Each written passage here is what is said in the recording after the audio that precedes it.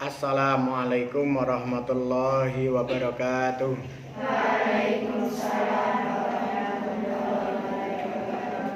Bismillahirrahmanirrahim. Mari kita lanjutkan ngaji kitab Fathul Karimil Manan. Sekarang sampai halaman 12, baris paling bawah nggih. Wal yuhafid. Bismillahirrahmanirrahim. Wal yuhafid lan becik ngreksa sapa qori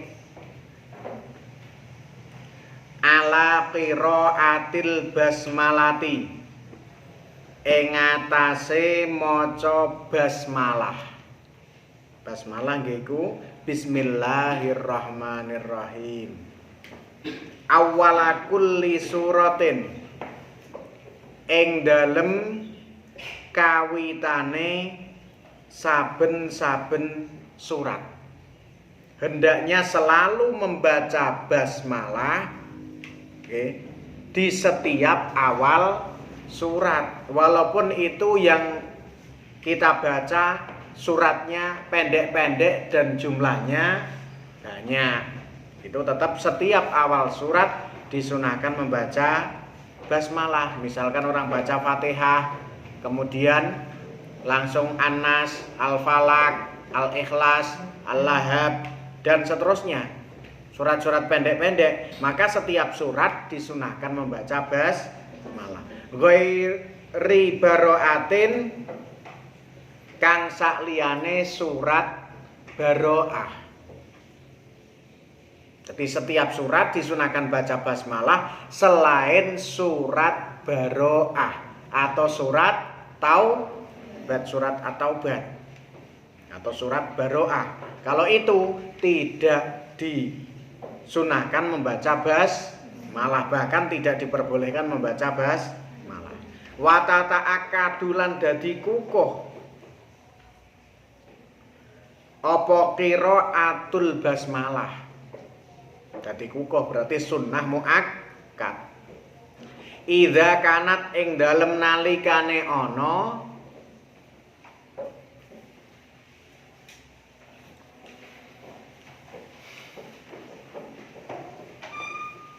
al-qiraatu apa maca Al-Qur'an fi wadhifatin iku ing dalem penggawean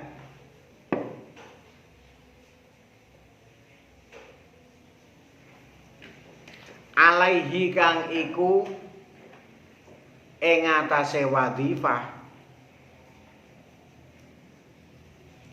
ju'lun utawi opah.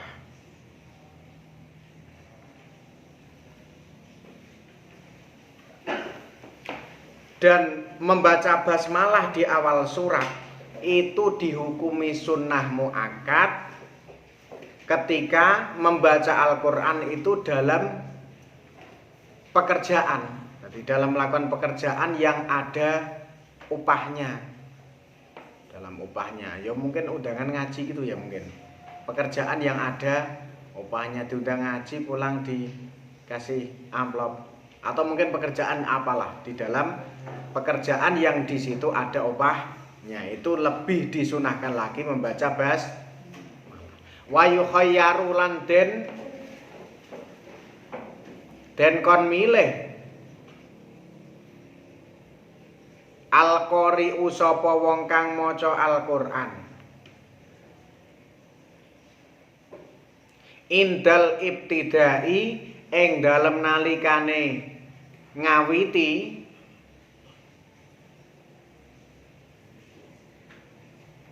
bil ausati kelawan pira-pira tengah-tengah atau kelawan tengah-tengah. Dan kita dipersilahkan memilih. Ketika yang baca Al-Quran dipersilahkan memilih ketika kita memulai bacaan dari tengah surat. Tadi kan disunahkan baca basmalah itu jika kita membaca surat Al-Qur'an atau ayat-ayat Quran dari awal surat, maka disunahkan baca basmalah di awal surat. Tapi kalau kita bacanya tengah surat, seperti baca ayat kursi atau baca ayat apa yang lain, maka itu yukhayyaru, dipersilahkan memilih, silahkan baca bismillah atau tidak. Maka hukumnya menjadi berbeda.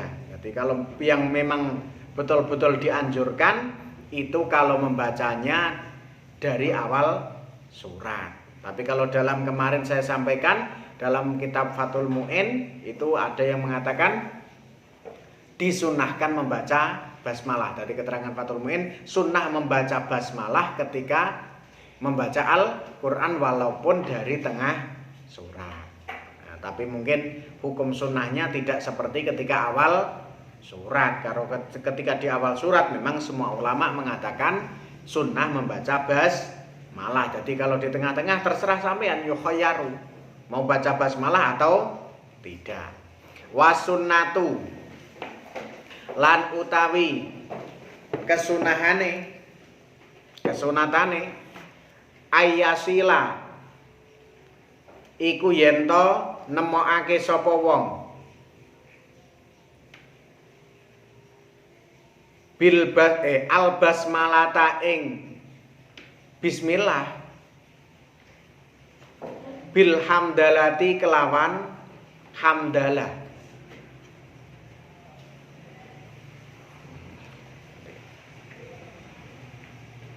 Dan kesunahannya kalau baca Al-Fatihah berarti itu menyambung basmalah dengan hamdalah. Bismillahirrahmanirrahim. Alhamdulillahirabbil alamin. Setiap surat tambah tadi. Menyambung basmalah dengan hamdalah. Wa ayyajharo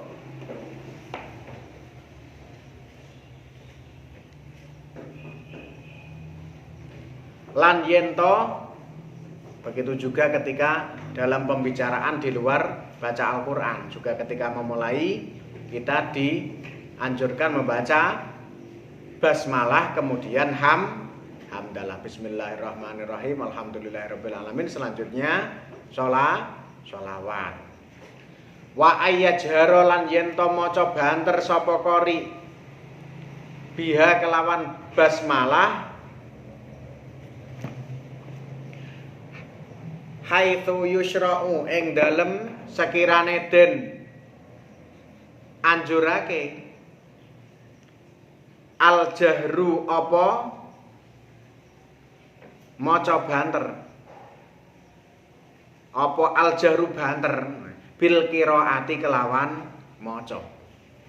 Dan basmalah juga disunahkan keras ketika bacaannya disunahkan keras.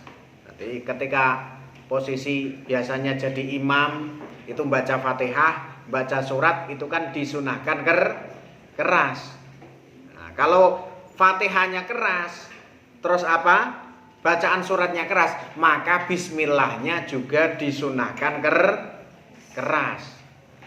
Tapi kalau Fatihah dan suratnya itu dibaca dengan pelan, mungkin sholat duhur, sholat asar, atau rakaat ke-3 ke-4, maka bismillahnya juga dibaca dengan pelan atau lirih.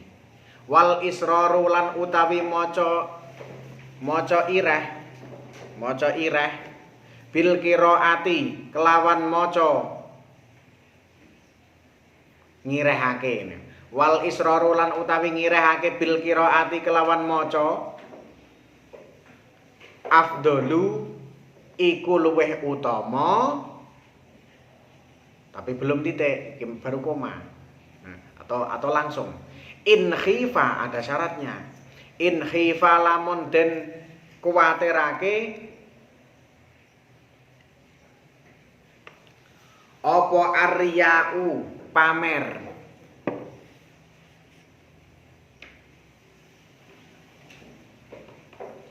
Jadi qiraah di sini bukan hanya basmalah di baca Al-Qur'an. Bil qiraati kelawan maca Al-Qur'an afdalu iku luwih utama in khifa lamun den kuwatirake arya'u apa pamer. Jadi membaca Al-Qur'an dengan lirih tidak keras itu lebih utama jika dikhawatirkan timbul riya atau pamer. Kalau dikeraskan sekiranya kita kok menjadi hati kita muncul pamer riya, maka membaca dengan lirih itu lebih utama. Au ta'adzi musallina utawa nglarakake pira-pira wong kang salat. Nglarakake maksudnya mengganggu. Kalau sekiranya kita baca Quran kok mengganggu orang salat, maka lebih baik membacanya jangan keras, lirih saja. Jadi kondisional. Sampai ngaji, walaupun ngaji itu bagus, walaupun baca Al-Quran itu bagus, tapi kalau sekiranya di situ ada orang sholat dan malah bisa mengganggu kekhusyuan orang yang sholat, maka lebih baik baca Al-Qurannya itu lirih. Baca Al-Qurannya lirih. Auniamin utawa pira-pira wong kang turu, atau bahkan mengganggu orang tidur. Membaca Al-Quran pun dilarang untuk mengganggu orang tidur. Nah, ini etika membaca Al-Quran, jangan sampai kita baca Al-Quran mengganggu orang tidur. Apalagi yang tidur itu sedang berpuasa. Ada dawuh naumus shaimi ibadatun. Tidurnya orang yang berpuasa itu ibadah. Gimana kalau saya puasa tidur saja seharian? Ya jangan. Ya tidur itu ibadah. Tapi kalau digunakan beribadah yang lain yang lebih bermanfaat tentu jauh lebih baik. Wah, tidur saja ibadah orang puasa. Ya tidur itu bagus, tidur itu baik daripada ketika melek itu malah melakukan maksiat, daripada hanya sekedar ngabuburit di pinggir jalan, nonton orang lewat dan lain sebagainya, cuci mata malah jadi maksiat. Mending tidur daripada tongkrongan di jalan mengganggu orang lewat. Lebih baik tidur daripada sampean melek cuma ngobrol sama teman-temannya, akhirnya lama-lama membicarakan kejelekan orang lain, jadi ghibah. Lebih baik tidur.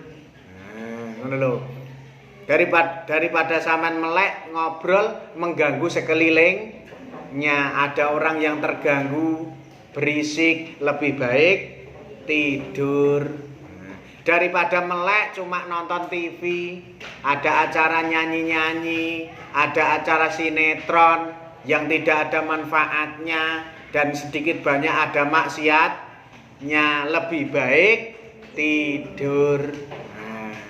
Daripada melek cuma ngalamun saja malah bikin pusing, lebih baik tidur. Sehingga tidur itu banyak gunanya, menghindari maksiat, menghindari ghibah, menghindari memandang yang tidak boleh dipandang, menghindari mendengar yang tidak boleh menghindari berbicara yang tidak diperbolehkan, dan lain sebagainya.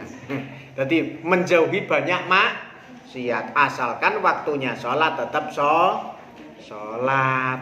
Puasa seharian tidur, habis sahur sholat subuh terus tidur, bangun-bangun siang hari sholat duhur, setelah sholat duhur tidur lagi, bangun lagi waktu asar sholat asar, habis sholat tidur lagi, bangun lagi waktunya berbuka. Ada seperti lagu bangun tidur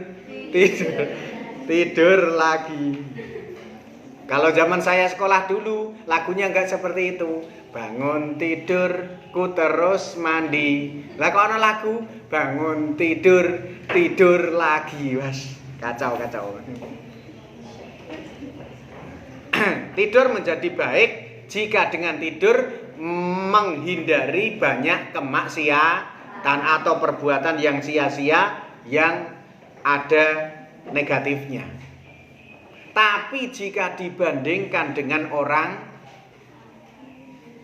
beribadah yang lain selain tidur, maka sangat jauh berbeda. Tidur kok dibandingkan orang ngaji, kira-kira walaupun sama-sama dapat pahala, sama apa beda?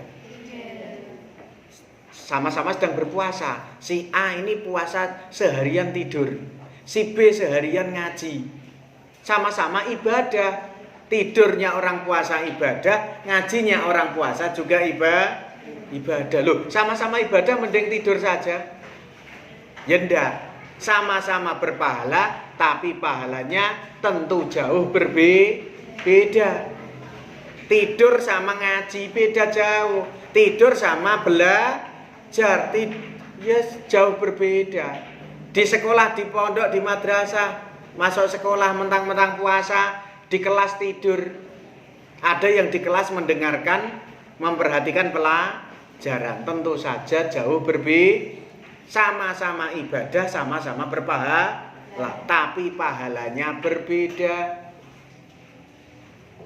Sama-sama laku dijual, tapi harganya beda. Batu kecil-kecil, kerikil atau keris ngetok kan pecahan batu-batu kecil. Sama-sama batu pecahan kecil itu, keris buat ngecor-ngecor itu. Bermanfaat apa enggak? Bermanfaat. Punya nilai enggak? Laku dijual? Penting? Ya penting juga. Tapi walaupun itu bermanfaat, ada nilainya, tentu saja jauh berbeda dengan batu permata. Sama-sama laku dijual, sama-sama ada manfaatnya, tetapi jauh berbeda. Jangan samakan batu kerikil dengan batu permata. Jangan samakan ibadahnya orang tidur dengan ibadahnya orang ngaji. Jangan samakan ibadahnya orang tidur dengan orang sholat, orang berzikir, orang belajar. Ya jauh berbeda. Justru kalau tidur seharusnya kita eman. Wong puasa Ramadan ini bulan yang suci istimewa. Orang melakukan kebaikan dilipat gandakan sampai pahalanya sampai 70 kali lipat. Kok cuma dibuat tidur? Itu eman. Walaupun tidur berpahala, tapi kan ya cuma sedikit. Oke. Jadi kalau membaca Al-Quran itu dikhawatirkan mengganggu orang tidur, loh, walaupun ngaji itu lebih utama, tapi tetap tidak boleh mengganggu orang tidur. Karena itu bisa membuat jengkel orang tidur orang lain. Tetap, ya baca Al-Quran tapi jangan keras, pelan-pelan saja, lirih saja. Ya tetap bisa baca tanpa mengganggu orang lain. Wa illa lan lamun ora khifa, kalau baca Al-Quran tidak dikhawatirkan mengganggu orang sholat atau orang tidur, intinya tidak dikhawatirkan mengganggu orang, fal jahru mongko utawi banter afdolu iku luweh utama. Kalau tidak mengganggu orang, maka membaca keras itu lebih utama. Atau bahkan orang yang dengar malah senang. Nah, baca Al-Quran orang yang dengar malah senang. Sudah bacaan mufasih, suaranya bagus, suaranya enak, bikin adem di hati. Nah, itu malah lebih bagus dibaca dengan keras. Tapi kalau mengganggu ya lebih baik lirih-lirih saja.